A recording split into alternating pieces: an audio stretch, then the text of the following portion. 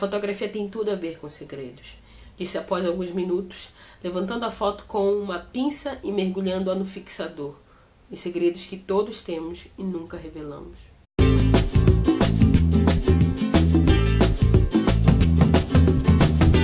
Olá, eu sou a Luma Carneiro, bem-vindo ao canal Extraordinário Leitor Ordinário.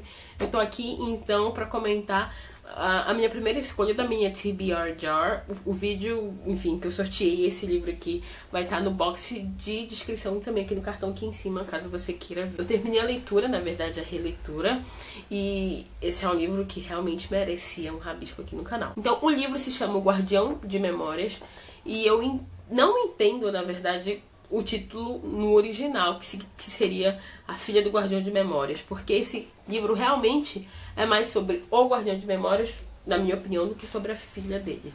Mas enfim, acontece que então esse livro aqui se passa, na verdade começa em 1964.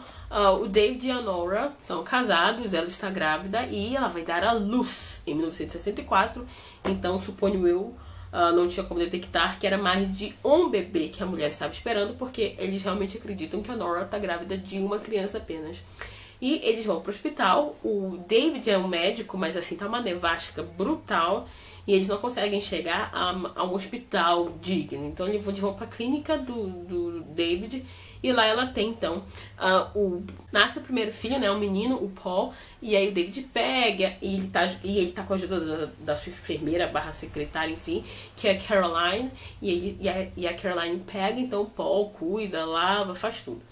Só que de repente a Nora começa a ter contração de novo, a entrar em trabalho de parto de novo, e acontece que assim que nasce a garotinha, o David pega e pronto, o livro tá aí, resumido nesse momento. Que eu vou ler também pra vocês essa parte. Ele diz assim: os olhos da criança, né? Os olhos azuis eram nublados e o cabelo negro feito piche. Porém, ele mal notou esses detalhes.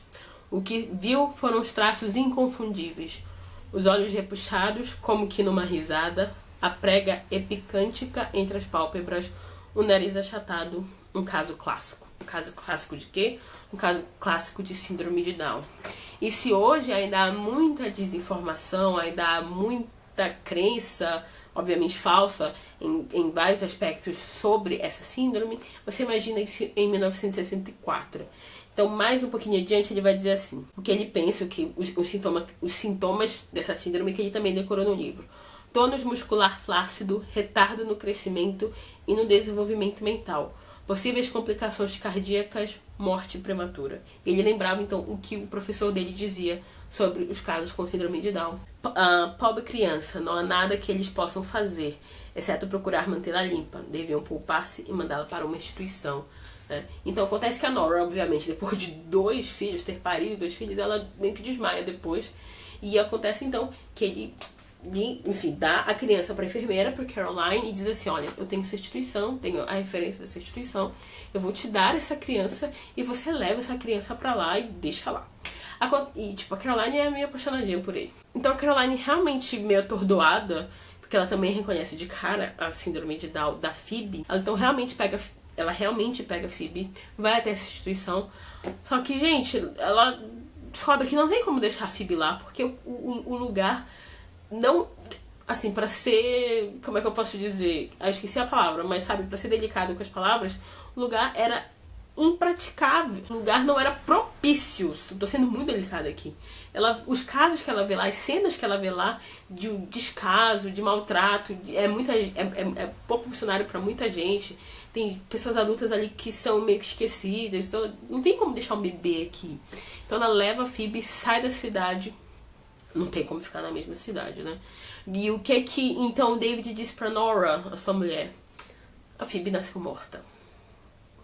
E ela apagou depois do parto, não tem como desmentir o marido. Olá, estou interrompendo meu próprio vídeo só pra eu comentar algumas coisas que eu realmente esqueci de falar e eu acho que não podem ficar fora de um vídeo.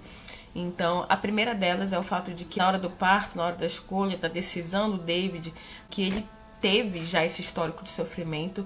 A irmã dele, ele tinha uma irmã mais nova também, eles eram muito pobres e ela nasceu com um problema muito grave no coração, então ela não podia fazer grandes esforços, ela não podia correr, mal podia andar, ela se cansava muito rápido, então a vida dela foi muito limitada, a ponto dela tipo, não poder estudar. Tudo que ele pôde fazer, ela não pôde fazer. E ele viu o sofrimento da família por causa dela enquanto ela estava viva. E ele também viu o sofrimento da família dele quando ela já estava morta. Ela morreu ali por volta de 13, 14 anos, se eu não estou enganada.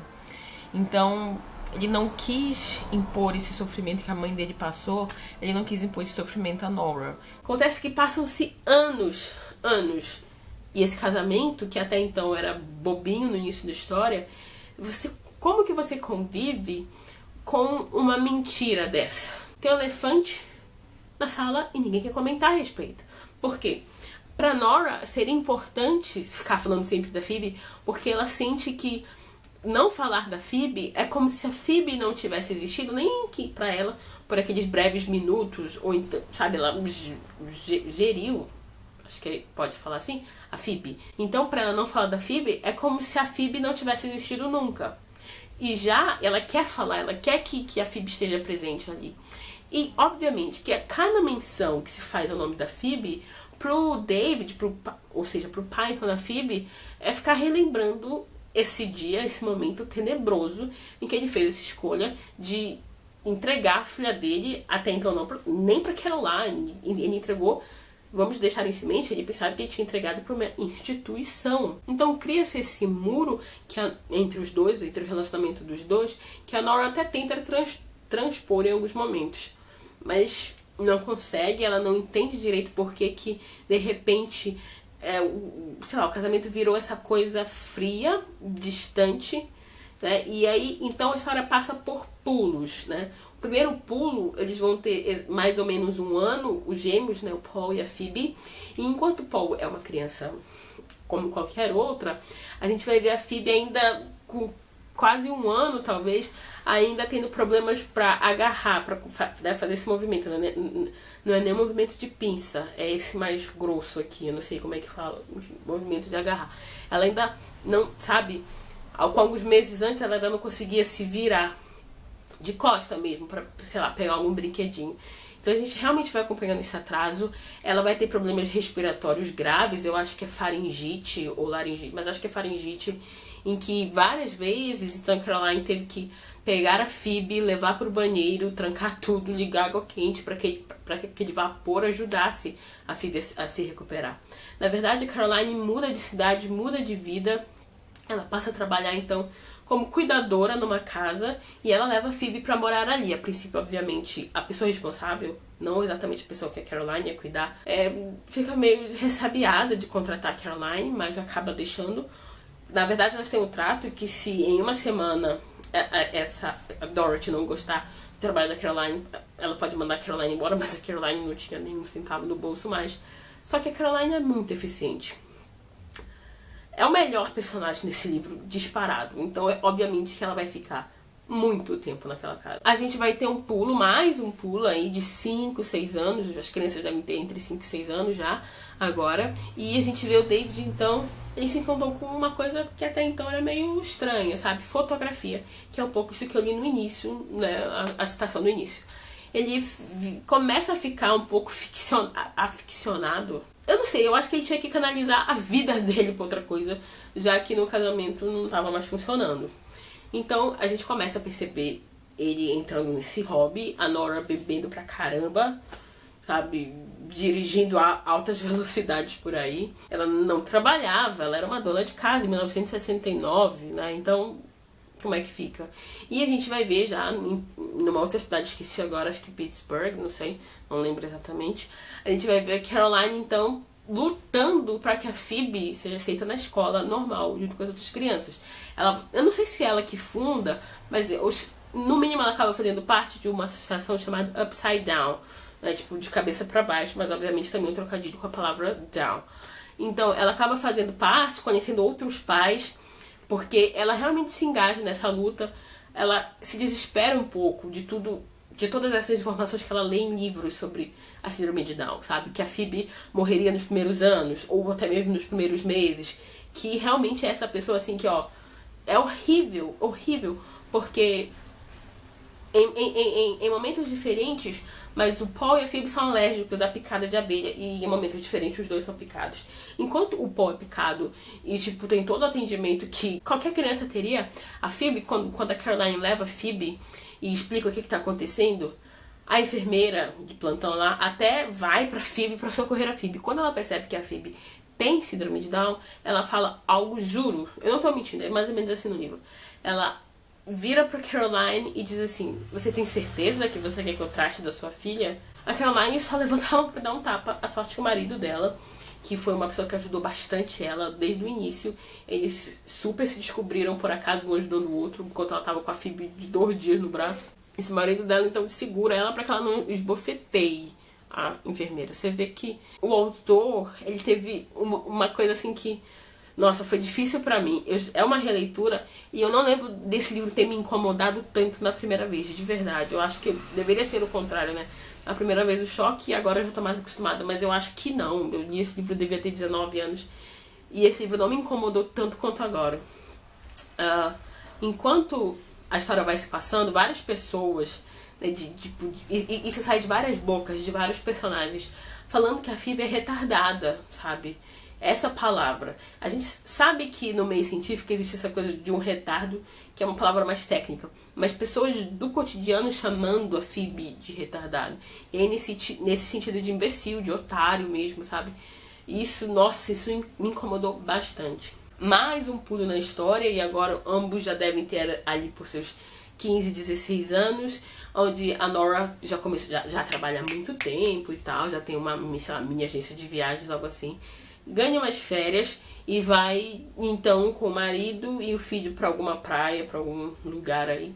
E lá ela trai o seu marido, David, pela primeira vez, né? E aí, meu filho, abriu a porteira, a Nora foi embora, sabe? Tipo, traindo geral. O David sabe disso, mas ao mesmo tempo ele não tem poder de reação. O David é uma pessoa que, tirando talvez esse momento em que ele agiu de entregar a filha, então ele sabe que o Paul também acabou descobrindo isso, mas como que ele vai se achar no direito de cobrar algo da Nora, quando ele simplesmente ocultou que a filha deles está vivendo por aí, em outra cidade.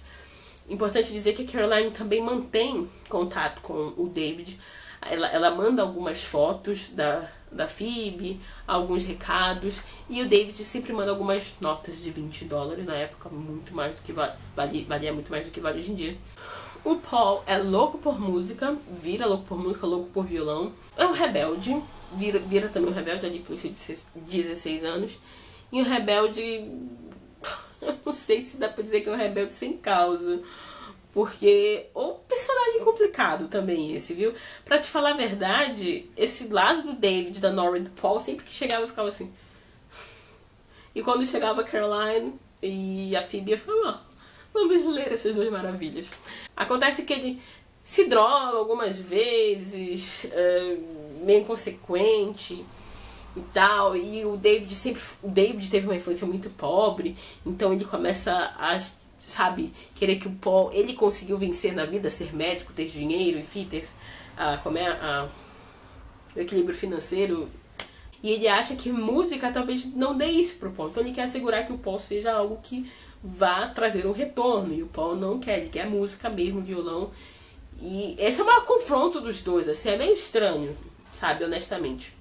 Mas, por outro lado, a gente vai ter então a Phoebe ali pelos seus 16 anos, sendo 15 ou 16 anos, enfim, sendo crismada, e é muito tocante. Sempre quando a Phoebe entra em ação é tocante, porque eu não sei, eu acredito sim que essa seja uma característica das pessoas, e eu também não sei se eu estou usando, gente, as nomenclaturas, ou os termos corretos ao dizer que a pessoa tem síndrome de Down. Eu não sei como é que anda esses termos de nomenclatura hoje em dia. Eu cresci usando esse termo.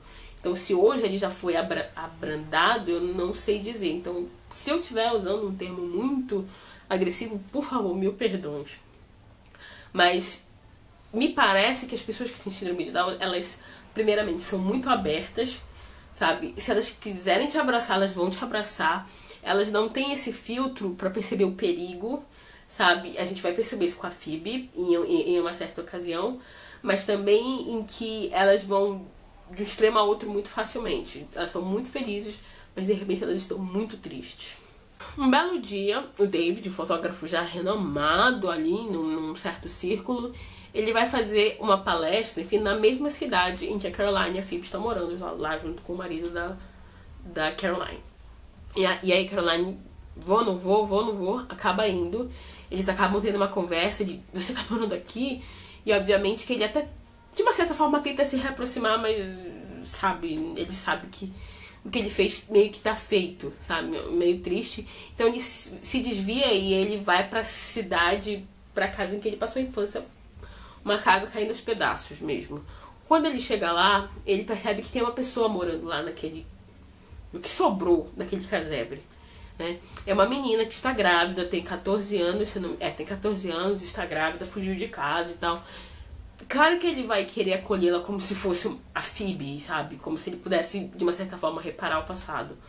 Mas também, ele começa a contar tudo que ele fez pra essa menina. Então, de repente, esse segredo que ele não, sei lá, nunca usou repetir em voz alta, ele despejou naquela menina. Então, é claro que, tipo, agora, além dele, sei lá, talvez substituir a Phoebe com ela, ele, sabe? Ela é o 20 do maior segredo da vida dele. Então ele leva essa menina pra casa, ele sumiu por 3 dias, porque né, encontrou a Caroline, teve uma conversa, saiu desnorteado. E a Nora tá dizendo, você tá maluco trazer essa garota pra cá grávida? O que você quer que eu pense? Ele vai morrer dizendo que não tem nada com a garota. Até que, enfim. E o Paul também tá meio estranho com aquela garota. Tipo, o que o meu pai... Eles parecem, tipo, ela parece saber coisa da vida do meu pai que nem eu sei. E o que é isso, sabe? E, enfim...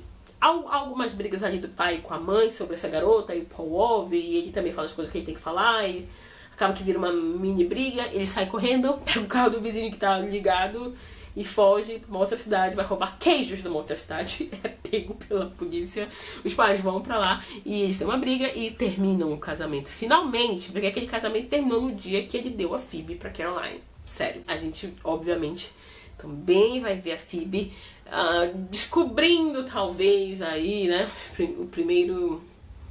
Se descobrindo romanticamente também, ali por volta dos seus 18 anos, alguma coisa assim.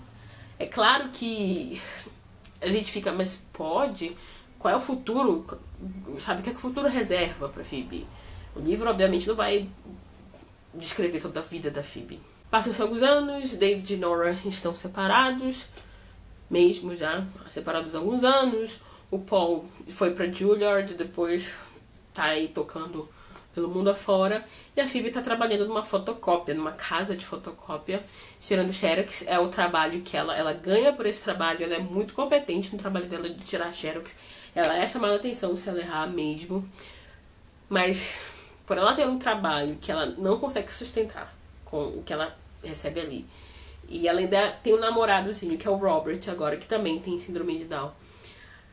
Chega pra Caroline, tipo, deixa a Phoebe viver a vida, ela pode morar, tipo, numa república, algo assim, como é que fica? Agora os spoilers, então, por sua conta e risco. Acontece que o David morre, né, ele tá correndo e morre, ele até decide contar a verdade pra Nora, mas também logo depois, sabe, desiste da ideia, continua correndo e morre. Passa-se um ano e a Caroline acha que chegou a hora da Nora saber. Vai, conta pra Nora tudo. A Nora, obviamente, conta pro Paul e eles até não tem certeza se eles querem... Quer dizer, a Nora mais, né?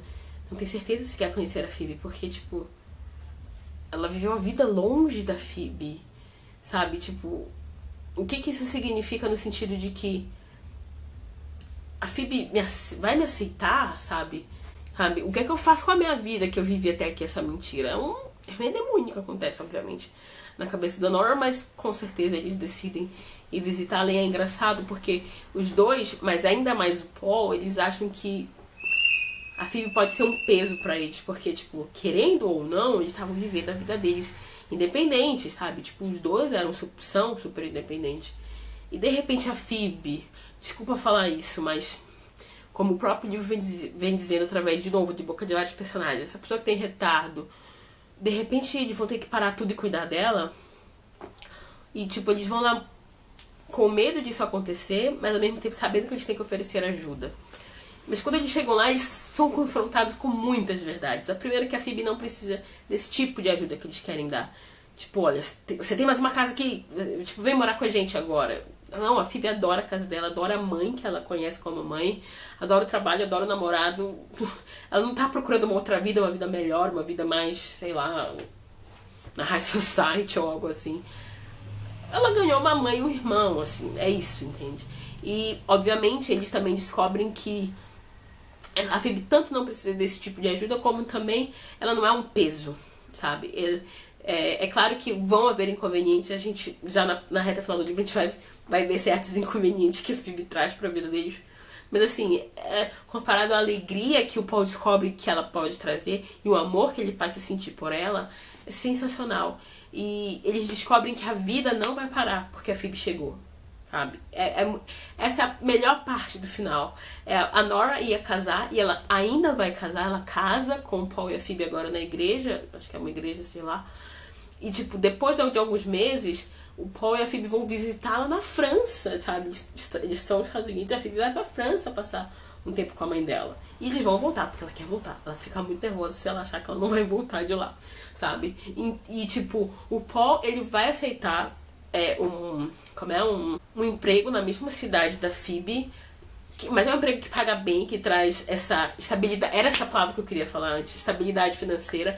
E ao mesmo tempo ele vai estar lá com a Phoebe. A Nora até fica com medo dele achar que tem que ser o cuidador, o protetor, que ele tem que parar um pouco a vida dele por causa da Phoebe, porque, enfim, talvez seja mais frágil. Mas ele vai dizer, não, mãe, é porque eu quero conhecer a minha irmã, sabe? Eu sinto que eu devo conhecê-la, que eu devo estar mais próximo, perto, sabe?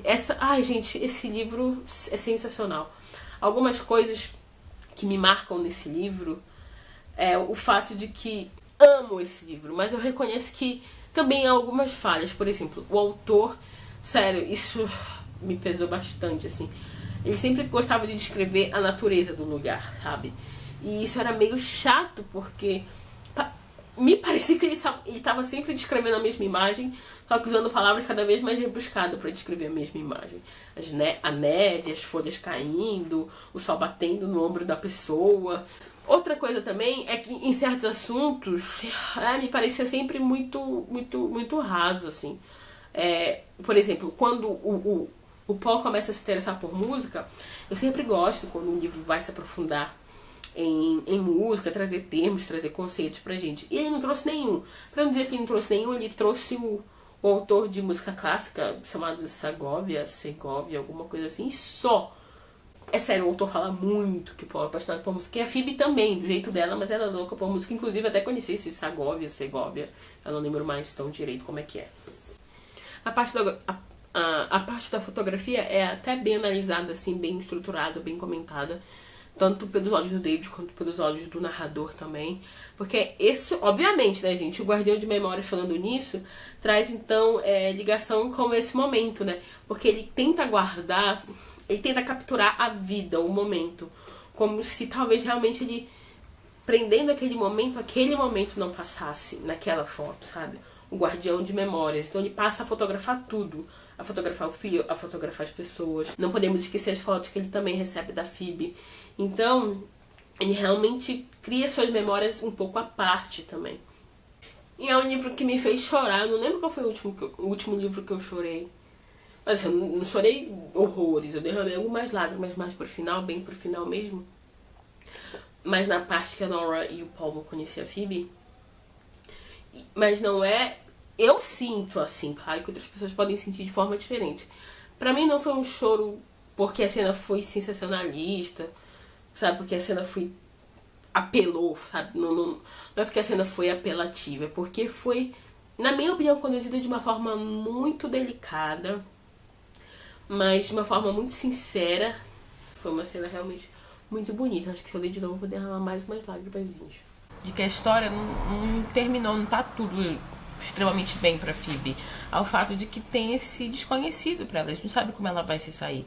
Mas a gente sabe que, sim, a vida dela ainda vai ter muitas dificuldades, que ela vai ter que passar por cima. E que agora ela tem muito mais gente ainda pra ajudá-la, né? Mas se a gente for parar pra pensar, isso é uma coisa que a Caroline também faz a gente refletir ao longo do vídeo. A gente pensa assim, meu Deus, o que vai acontecer com a Phoebe no futuro? Como é que vai ser o futuro da Phoebe? Tipo, como é que ela vai reagir a tudo isso. Mas de uma certa forma a gente também não sabe o que vai acontecer com a gente, sabe? E uma terceira coisa é o fato de que, não sei, é estranho pra mim, se eu tivesse escrito esse livro, não sei se eu viria com essa, do David ter morrido, porque pra mim fica parecendo que ele não arcou com as consequências dos próprios atos. Por exemplo, ele morre com a família inteira dividida, né? Phoebe pra lá, Paul e Nora pra cá. Mas a família, da forma que dá pra se acertar, se acerta. É claro que vão haver feridas, vai haver espaços que nunca serão preenchidos, mas dentro do possível eles começam a conviver, então todos ali no mesmo círculo. Ele não viu isso. Ele não viu que ele estava errado, entende? É mais ou menos isso que eu quero dizer. Apesar de que ele sabia que estava errado, ok. Depois de algum tempo ele percebe que ele fez uma grande besteira. Mas estou dizendo, ele não viu, literalmente, assim, como é num grau máximo, o quanto ele estava errado. O quanto a Nora poderia ter a vida dela, sabe? A Phoebe não seria empecilho, a Phoebe não ia parar a vida da Nora e muito menos a do Paul. Então acontece que ficou vago pra mim, sabe? Ficou vago, tipo, não houve esse acerto de contas. E é engraçado, e só pra terminar mesmo essa minha intromissão no meu próprio vídeo, o fato de que... olha, eu não sou mãe, mas me corrijam se eu estiver errada também, se vocês pensam diferente, que o fato de que, por mais que a Phoebe tenha suas dificuldades e tudo e tal, eu acho que a Nora vai ter o filho favorito pra sempre, que no caso, obviamente, é o Paul, porque eles viveram 25 anos ali, um se apoiando no outro. É claro que também tem a irmã dela, mas assim... gente, filho e mãe, né? Essa relação tudo especial. Então eu acho que, por mais que ela tenha amado, que a Phoebe esteja viva, que ela queira a Phoebe por perto e eu faça tudo, mas tudo que ela passou com... só com Paul... Será que eu tô sendo muito louca nessa minha abstração? Será que eu tô sendo muito irrealista? Não sei. Enfim, vamos encerrar o vídeo. É isso que eu tenho pra contar deste livro. Eu vou passar um tempinho, gente, sem sortear nada da minha TBR, porque eu tenho que terminar o segundo livro do Tempo e o Vento. Mas enfim, no próximo mês eu vou então resenhar o livro da Carson McCullers. Não, é o livro da Carson McCullers. Enfim, mês que vem eu explico. Mas é o Coração Hipotecado. Vejo você no próximo vídeo. Foi um prazer recebê-lo aqui no canal. Volte sempre.